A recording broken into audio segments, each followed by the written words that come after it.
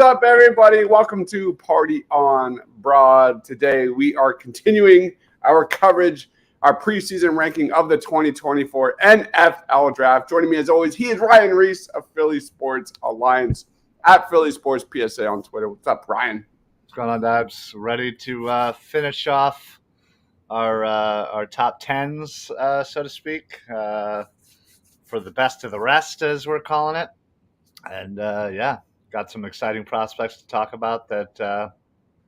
I think these are the ones that you may not, hear about or know about right now, especially just because they're not in the big, Power Five conferences, and you're probably not going to see a lot of these games on TV unless you're, out searching for them. So names to kind of keep in the back of your mind while you're, college football season's going on, and maybe seek them out and see some game film as they progress through the season. So. Absolutely. There's some, elite talent here that we'll be talking about.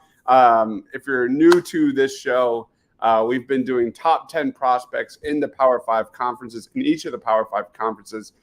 We're going to lead it off with a team like Notre Dame, who we haven't gotten a chance to talk about.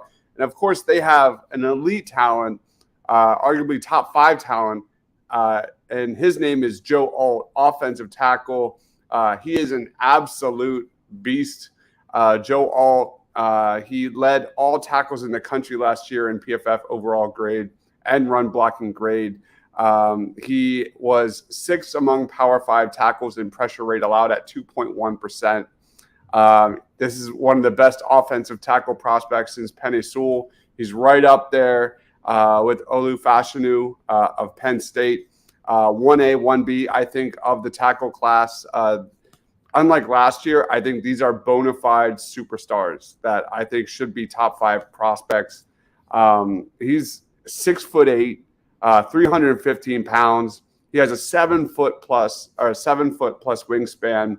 He was a former tight end. Who does that sound like? Jason Peters. Yeah.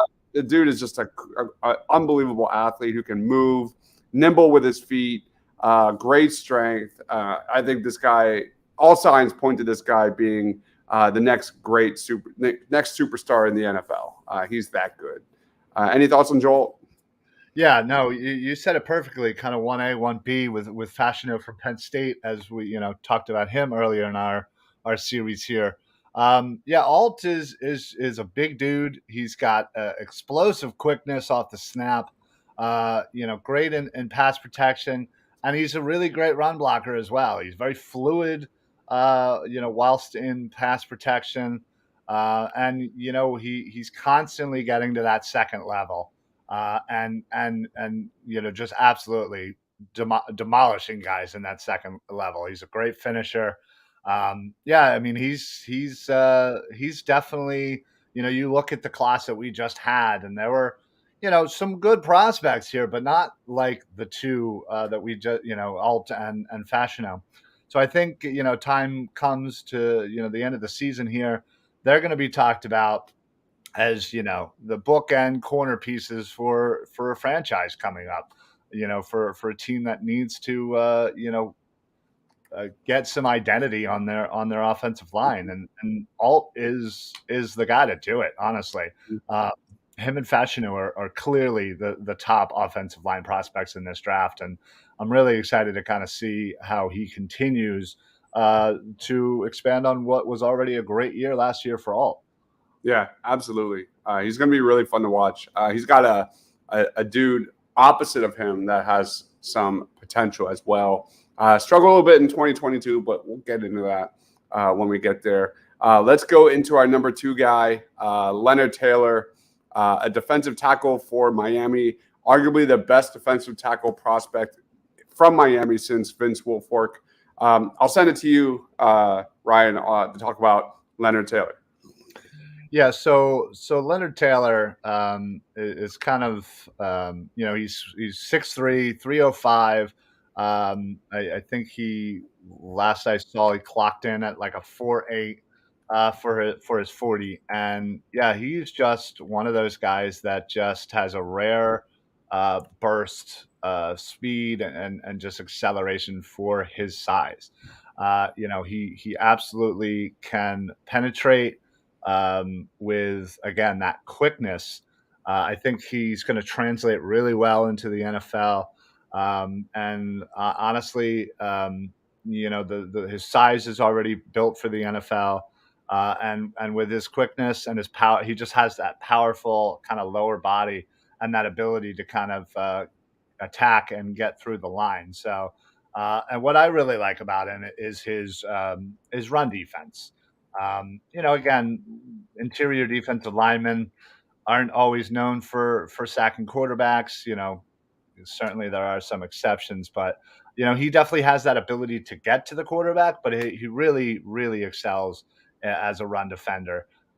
So I definitely look forward to kind of seeing that Miami defense, kind of use him to establish that dominance on the line. So really excited about this guy. Good tackler, good hands. Just needs, again, kind of be a little bit more consistent, Mhm. and I think he can really put on a great season. Yeah, this is the first thing I think about with Leonard Taylor is like he was a major, major recruit out of high school. Mm. He's an elite athlete. You touched on the pass rushing ability, man. He had a 19.5% pass rush win rate that only trailed Kalijah Kancey among Power Five interior defensive linemen last year. That's how good he is. Yeah. He's going to get more snaps in 2023 if he can stay on the field and if he can like clean up his technique a little bit. Man, this guy has first round written all over him. He's that good. Since he's been a top notch recruit, like he's been really good since his freshman year. Just needs to get more experience and things like that. So also, I think this guy's going to just absolutely crush the draft process. Like when he goes to the combine, he's going to put up some ridiculous numbers, like Kalijah Kancey, but he's taller, so Yeah, he's right. going to be a beast. Yeah, no, So that's I'm glad you said that because that's a great point. He's definitely a dude that's going to rise when it comes to the combine. He's going to come out there with show his a great speed for his size and position, and that's only going to shoot him up the draft boards. yep. All right, number 3, we're talking about Kamari Lassiter, a cornerback out of Georgia. Not the biggest recruit for Georgia. He's a guy who's climbed up the ranks, which I think is even more impressive. And he's been kind of the rock of Georgia's defense. This is your boy. I'll throw it to you, man. Yeah. So, when I first kind of started looking into Lassiter, Georgia already, we all know Georgia has an amazing defense, and Georgia even has another corner on their roster that's probably going to get a little bit more love necessarily, Javon Bullard. But what I really like about Lassiter, he was, I believe he was, a 4-star recruit out of high school. And, again, Georgia just has such a dominant defense as of late. Who knows? Maybe he'll automatically be an Eagle. But he has his feet and his footwork are something that I noticed quite a bit. He has really good straight line speed. He's patient as a defender. Seems to know exactly kind of when to take those risks, when not to. He's great at getting off of blocks. And he has really just this kind of competitiveness and this knack for getting to that high point of the ball, allowing him to make plays that, you probably would you think he'd be a little, he plays, basically he plays a lot taller than he is. I believe what he is, trying to, it's about 6 foot, I believe. Oh yeah, it literally says it on the screen. But he kind of plays a lot taller than that, which you can kind of just, again, you can see in his film. And he just really just has really great instincts, honestly. And I think he can kind of continue to build that those instincts and those abilities with such a great defense and scheme around him. And I think, again, he's going to kind of fly under the radar this year. But he's again, he's He's very reliable, and like I said, he just has the knack to play a lot bigger than he is. Mm. But I think if he builds on that, getting a little bit bigger, I think that'll certainly help him. Adding a little bit more strength and power to his game would certainly make him an even better corner. So I think he'll have a really good year, just given the fact that he's on a great defense, and he's not relied right now to be the main guy on that defense, obviously. So I think there's a lot of pressure that's taken off of him, and but still, I just think with that defense there, he's going to shine and look amazing. Yeah, you talk about a guy that has big shoes to fill. Keely Right. Ringo's gone, Chris Smith is gone, Jalen Carter gone, um, but they still have a lot of really good returning players. So Kamari Lassiter is definitely going to get an opportunity to really rise up the draft board, be a day two guy. Really, definitely a guy to keep an eye out for. Let's roll on Connor Colby. An interior offensive lineman out of Iowa. This guy's pretty interesting. He's got some really nice measurables. He held Iowa's starting right guard job in 2022, but he moved around a lot. He started the first 6 games at right tackle, and then the last 6 games in 2022 at left guard, with a right guard start sandwiched in the middle there. He shifted to left guard during Iowa's 8th game against Northwestern last year, and then continued there throughout the rest of 2022. And you saw immediate production. The Hawkeyes went from 81 rushing yards a game to 111 rushing yards per game over the final 6 games. He was a 4-star recruit, pops off tape, like 6'6", 311 pounds. Really good athlete. He can execute zone blocking assignments. He can really get to that second level. The thing to know about Connor Colby is he's not a great pass protector, which I think he should be on this list because, going from right tackle to left guard, that was kind of a natural fit for him. He does have quick feet, and he does, struggle to anticipate. But I think this is a guy with the right development and a really good season. I think he could be definitely climbing up the draft boards. The interior offensive line class is pretty solid. It's deep. And I think Connor Colby, I wanted to give him a shout out because we weren't able to during our Big Ten rankings. Any thoughts on Connor Colby at all? Yeah. And you're right. The Big Ten is obviously stacked, and that's why we kind of wanted to do this best of the rest. Not only to get some power Big Five schools, in here, but also again some of these guys that are just kind of stuck behind so many great prospects in their own conference. Yeah, listen. What I like about him is he's versatile. He can play tackle. He can play guard. It seems like guard is going to definitely be his more natural fit. But what he's really good at is knowing his angles and positioning his body in the correct form, in the correct way. Needs to get a little bit better, with some strength and some maybe balance. Seems like sometimes he maybe over commits, over lunges, but yeah, he's definitely, you could see the raw skill in this guy, and I think again, like you said, a year, to kind of clean some of this stuff up, and again, just that raw skill should translate quite nicely with another season in college football, and then again into the NFL. Um, his awareness is really top notch. Does need to improve some of that pass protection, and does struggle a little bit when he's faced against kind of a more of a quicker opponent. But you could see, once he got into his left guard position, he started to get a little bit more comfortable in that.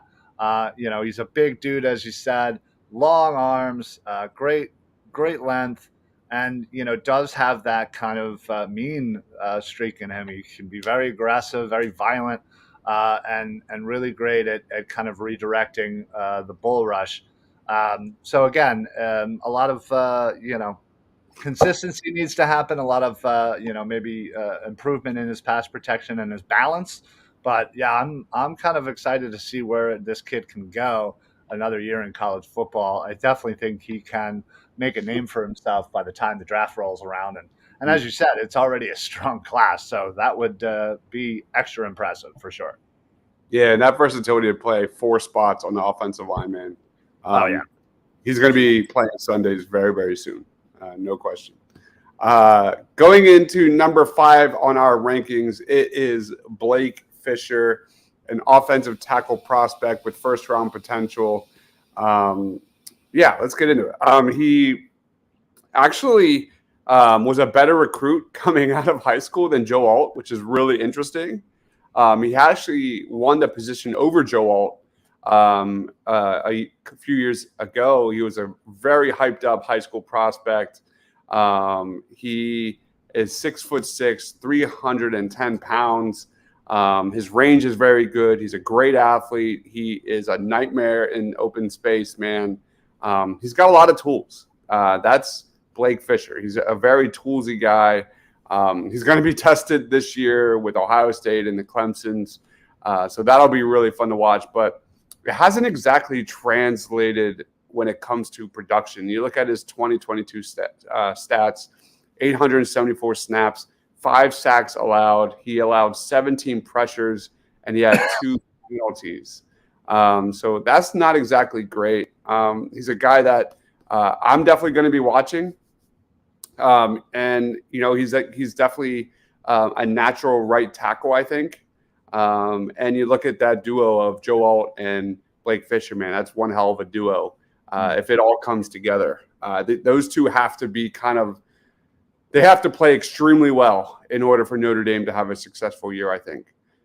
So again, another guy that I think is going to really do well at the draft combine when that time comes, but he needs to start 2023 better out the gate. You look at last year, he gave up 11 pressures and 3 sacks in the first 6 games last year. I think he can clean that up, and he's definitely got, again, some first-round potential. Any thoughts on Blake Fisher? Yeah, I mean, Notre Dame certainly has themselves, a pair of bookends, that's for sure. Fisher, as you said, was kind of the higher recruit and, did, play a little time at both left and right tackle. But, yeah, I think what stands out for me, and he has a great ability to react in the pass rush. And he also has a great understanding of kind of where he needs to be as far as that second level goes within as a run blocker. But as a run blocker, he plays, you can see he has this kind of extra mean streak to him and just a great job of generating that push at the initial point of attack. So, I really like the combo of these two. I think, again, if they're going to go anywhere, it's going to start with both, Fisher and Alt. But yeah, again, I think he just, he certainly has a nice, strong kind of an initial punch when it comes to the rush and great hand placement. But yeah, I think he, could use a little bit more power and strength, even though he is a big dude. Sometimes it seems like, it's not there. I don't know how else to describe it. It just kind of seems like not that he takes plays off, but it's just the strength in his game and that mean aggressiveness isn't always there. And honestly, as a pass protector, sometimes he's pretty inconsistent. He plays sometimes he plays a little too high and kind of gets beat by quicker. Bendier rushers. So, but I think again, you kind of keep that consistency going, add a little more strength, and kind of keep playing with that high, aggressive mean streak. I think he can do just fine. He just really has to show the consistency throughout the year. Yeah, we talked on previous shows about how there are some really fun tandems in college football this year, like some really fun throws at linebacker and. This tackle duo of Blake Fisher and Joe Alt should be fun to watch. Oh, without doubt. Yeah, they're definitely one of the best tackle duos that we got out here. Yep. Moving on to number 6. I gave this one to you because I know you love your linebackers. He is Tommy Eichenberg for Ohio State. I was really high on him during the last draft process, but he returned to school. I remember covering him in several videos until he decided to go back to school. But lead us off on Tommy Eichenberg. Yeah, when we were doing our Big Ten, he was right there for me. And I'm surprised I didn't push harder because I do really like Eichenberg. He can certainly be used, in the run game really well. I do think his instincts when it comes to kind of locating the ball carrier and the quickness to get there is something that, few linebackers in the country have at this point. Great at absolutely getting by his blockers, and again, can get in the backfield for some tackles for loss for sure. I think from what I understand, he's bulked up a little bit during the off season, and if he can certainly continue to play at the speed he was playing at, and just the motor that he has, that's what I always look for in linebackers, honestly, is just this unrelentless motor. And I think that serves linebackers so well when you just have that extra gear. And Eichenberg seems to have that. And he has the awareness, the instinct to go along with it, and the quickness to kind of, back up that, that mentality. So great at his angles, great at beating those blockers, and he's great at pursuit, chasing down defenders. So, yeah, I'm really excited to kind of see this guy. I think he could easily rise up the linebacker rankings, so to speak, as the draft gets closer.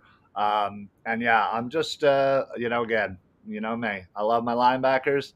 I just think if there's anything that he needs to, work on, I think, is completing his tackles. There were a couple of, plays here where it seemed like, he should have easily had the tackle and slipped through. And then just using that motor and that violence and that aggressiveness a little bit more often. Show that when you're hitting people. And honestly, he does show it at times. Again, you just got to keep that mentality for, the whole game. And I think if he can do that, if he can up that level, I honestly think he could be a definite, easy top 5 linebacker in the country. I agree. I think Ohio State's right, after that, like top 10 when it comes to best defenses in 2023. And this is led by Tommy Eichenberg. They've got a ton of talent. JT Tuimoloau, I think I got that right. They've got Denzel Burke, a corner who is a potential first rounder. They're loaded. There's real talent there. They just got gashed last year by like the Michigans and the Georgias, just destroyed. So can they perform better in 2023? I think they can. And Eichenberg is definitely a major playmaker, definitely the heart and soul of defense. Let's roll on to a guy that I think is really fun. It was either Shedeur Sanders or Cameron Ward that I was going to give a shout out, but I went Shedeur Sanders, a quarterback prospect for Colorado, definitely a dude to know. He began his college football career as a 4-star recruit. He's Deion Sanders' son, which is crazy. It makes me feel old when I say that. Yeah.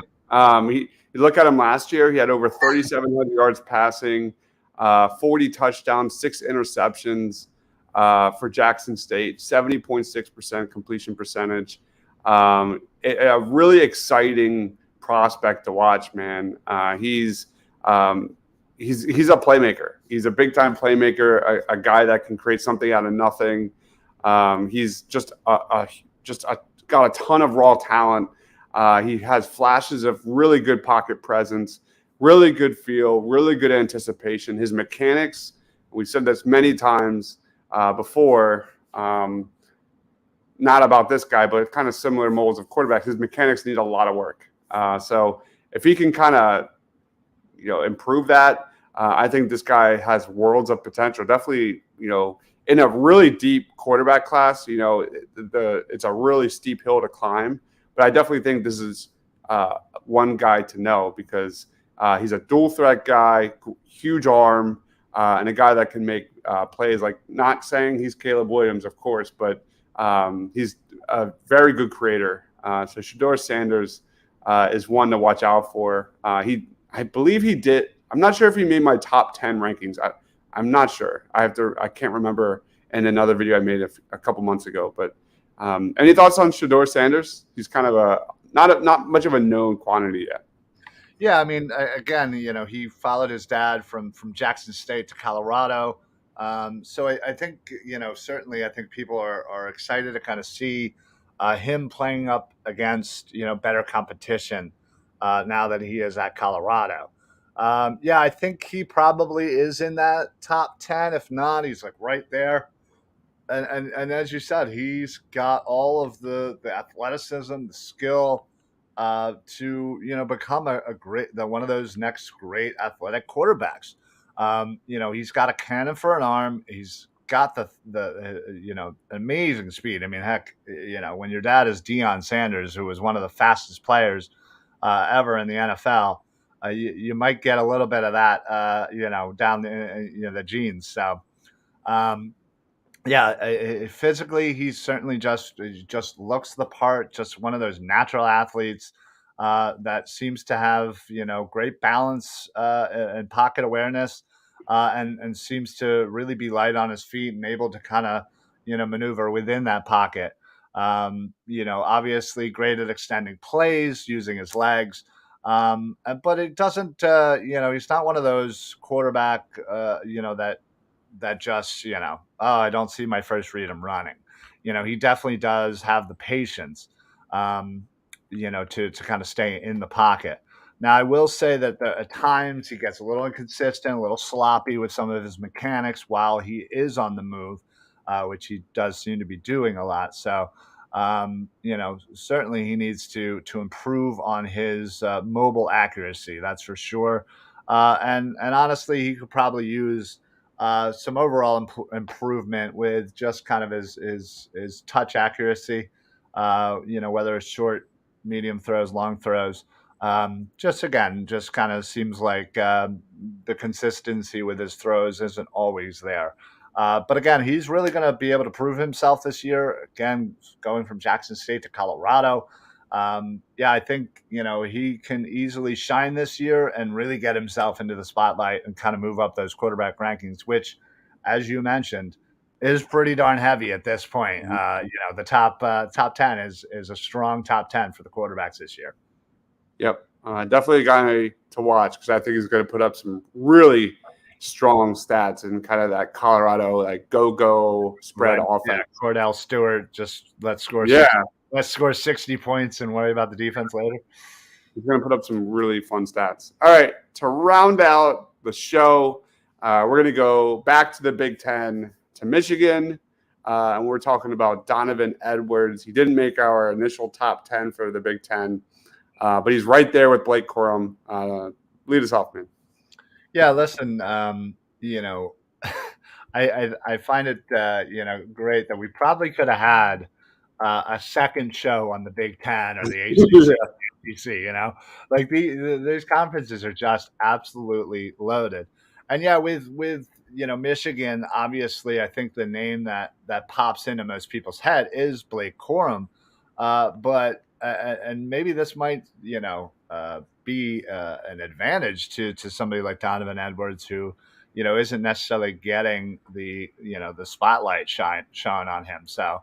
I think Michigan is ready to run down the throats of all Big Ten competition. Edwards, again, has just great vision. I think he is a good downhill kind of runner, great at kind of cutting in and out of the lanes when needed, and honestly has great ability to kind of break off those 10, 15-yard runs.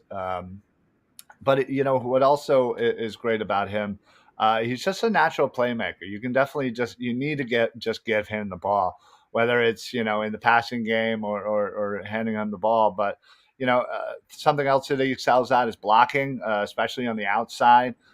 Which certainly with the 1-2 punch with Corum is certainly going to be something that you can have both of them out there, and you're not going to know which one's going to get the ball.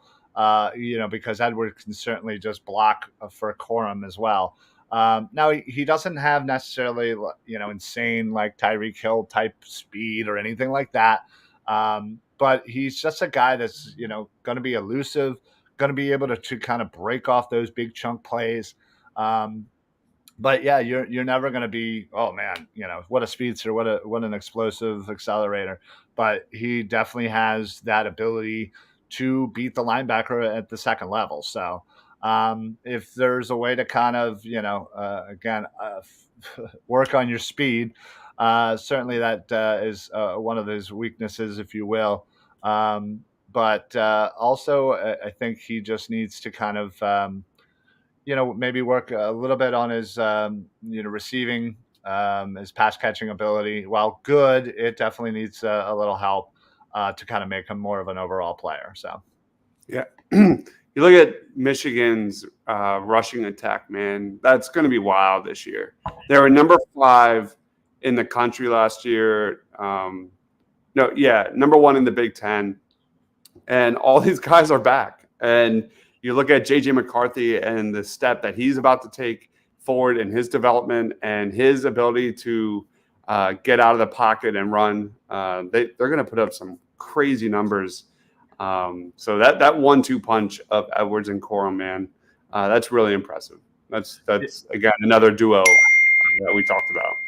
Yeah, it's funny. You don't talk a lot about the 1-2 punch duos for running backs a lot in college. Now, obviously, there has certainly been some. The one I will always for remember is the Cadillac Williams and Ronnie Brown combo for Auburn. But this one at Michigan certainly could be that kind of next big deal in the run game for sure, because both of them have the ability to excel at the next level, and I think will be good, really good prospects come this time in April. Yep.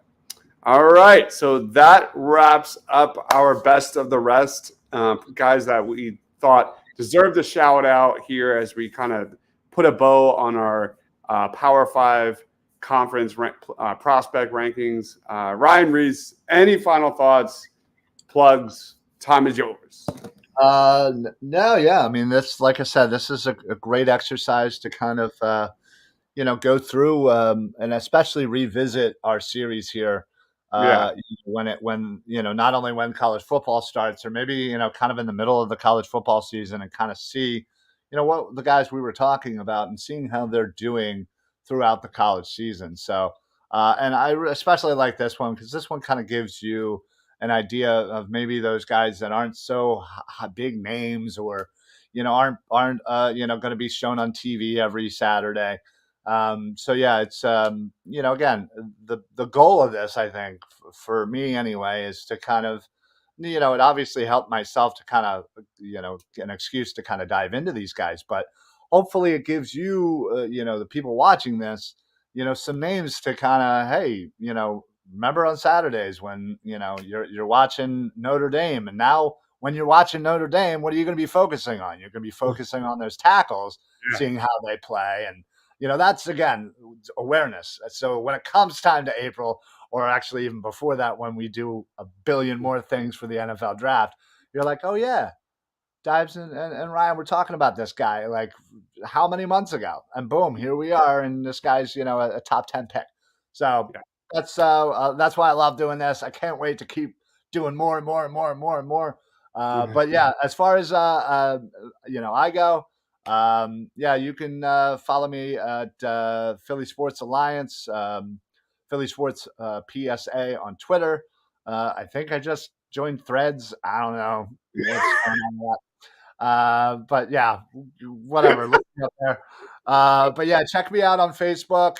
Not only do you get all of the Philly Sports Alliance shows, which is a couple of shows that I host, and we got a wrestling show and a baseball show, but also all of the Edge of Philly sports shows. So all the times that Dives goes live after Sixers Summer League, which is going to be happening real soon here, you're going to get that. Put on those automatic notifications so you can hop right into that show, be a part of it, comment with the boys, and really enjoy yourself. So, but yeah, that's it for me. Also, don't forget Birds of the Round Table. Check out, we just did an episode last night, the bold predictions over unders.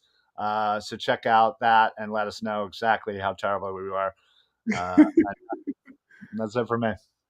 Yeah, I've started putting out some shorts from last night's show. It was an awesome show, one of my favorites. Another show that's always fun, like this one, to kind of look back on and just remind yourself how stupid you are. Right. I'm just waiting for that. Like, because we'll do a recap show of all the things we got right and wrong, mostly wrong. Well, I remember last year. I think there was the Miles Sanders question where, like, is he going to get over 1,000 yards? I'm pretty sure everybody was like, no, he's going under. For some reason, I was the one who got called out. And I just remember that video, just me, going, there's no way in hell he's happening. And just got hit with the Family Feud X. So much fun. So regarding the NFL draft, we'll be putting out, we've covered 70 plus prospects now. So we'll be putting out probably a top 50, just not a live video, but with highlight reels and kind of more analysis. That'll be just, 1 through 10, 11 through 20. That'll be periodically dropping. At 5 o'clock, we'll be doing a watch party of the Sixers and Knicks game, and then a post-game show with Mitch and Sean. So it's going to be a long day here on the channel, but I'm excited, about to make a drink, and come join us. Watching from Cedar Hill, Texas. What's going on, David? Thanks for joining. But anyway, that wraps this up. We'll figure out what we're going to do regarding the NFL draft when it comes to live content. I'm sure we'll figure something out. Probably some mocks. I would imagine we'll do some mocks. I mean, it's never too early to do a mock. Yeah, we're definitely ahead of the curve. Like, I guarantee you, no other channel has covered it like this. Like, we're 2 months ahead of time schedule. We've already covered 70 plus individual prospects. Yeah, absolutely. Yep. So, guys, smash that like button, smash that subscribe button. We've covered the SEC, the ACC, the Big Ten, Pac-12, you name it. It's all there down in the description below. Follow Philly Sports Alliance at Philly Sports PSA, Facebook, YouTube, wherever you get your stuff. EOPsports.com. He is Ryan. I am Dives. Thank you for watching. Stay awesome, everyone.